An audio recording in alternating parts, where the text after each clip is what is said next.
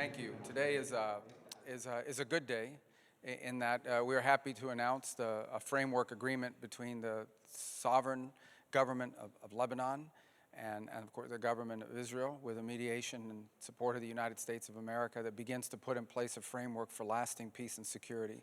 And that's what these two nations deserve. The people of Lebanon have suffered tremendously now for decades as a result of outside interference in their affairs, of countries trying to use the country as a launch pad for attacks. And this is not what the people of Lebanon want, and that's not what they deserve. What they deserve to have is what they once had, and of which there is recent history of, and that is a prosperous and peaceful country, a diverse country where people of different backgrounds were able to live and coexist side by side, and in many ways was the envy of the region and of the world.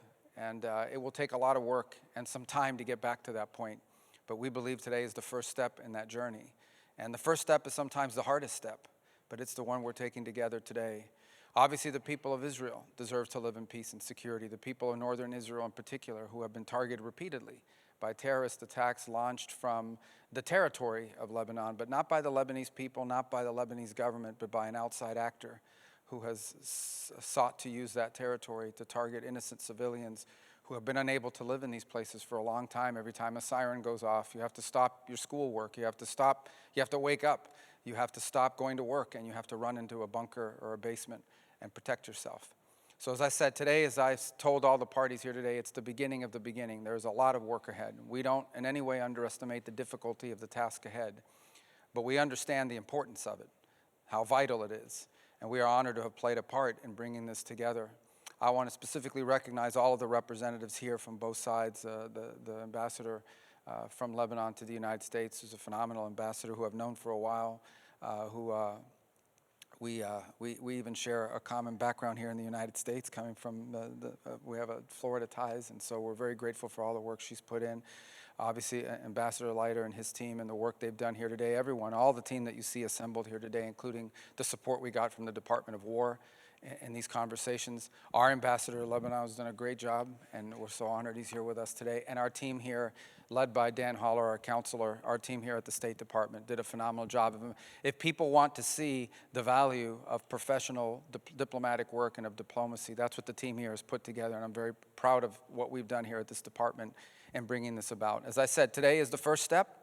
This first step sometimes is the hardest one, but it's an important one and the one we've taken together. And we're very grateful that this has come about and that the timing is such that all of you could cover it and report it back.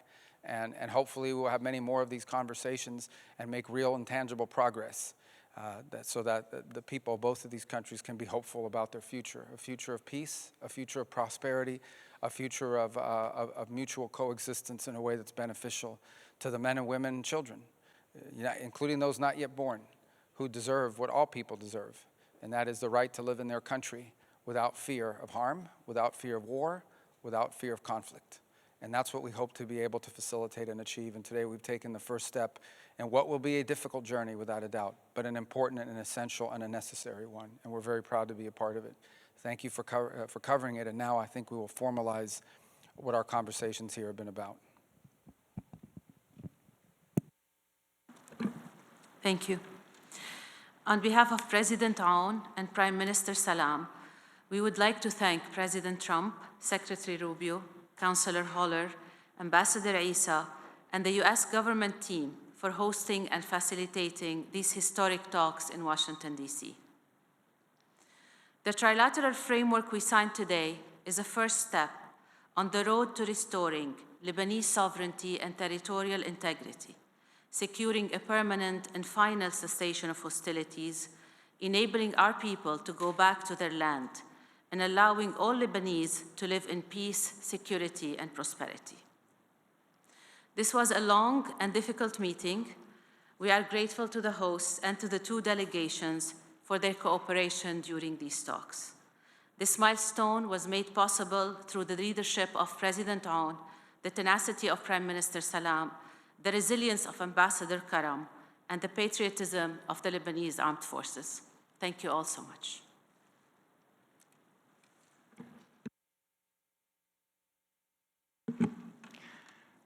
Your Excellencies, Ambassadors, Mr. Secretary, I want to first express my appreciation to Secretary Rubio and his incredible team. Under his leadership, we've advanced President Trump's vision of peace and security, of peace through strength. We've advanced a historical and important process forward. I want to express my deepest appreciation to my colleagues, Dr. Dresden of the NSA, our foreign ministry personnel, our IDF officers, who worked alongside, together with me, under the leadership and guidance of Prime Minister Netanyahu and his team back in Jerusalem. I also want to thank Her Excellency, Ambassador Hamadeh, for being a very tough negotiator. You and your team set an example for patriotism to your country. You fight like a lioness, Ms. Ambassador. In my opening remarks 4 days ago, I expressed concern that this train was running off the tracks, that Iran and its proxies wanted a train wreck. Well, with a lot of hard work under your leadership, Dan, together with Secretary Rubio and his entire staff, indefatigable team, we've put the train back on the tracks, and it's running in the right direction. Final destination? Peace between our two countries. Real peace, where both countries will live in security, where Israel's and Lebanon's sovereignty will be respected, honored, and protected. In this performance-based trilateral framework agreement, Iran is out, Hezbollah is out, and the road to peace between Israel and Lebanon is in. This would not have been possible without the resilience of the people of Israel, and especially the residents of our northern Galilee, who have remained resolute in the face of Hezbollah terror.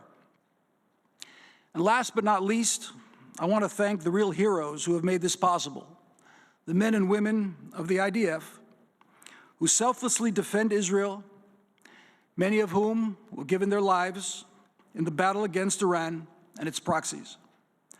I thank God for the privilege of representing the people of Israel and to sign this document on their behalf.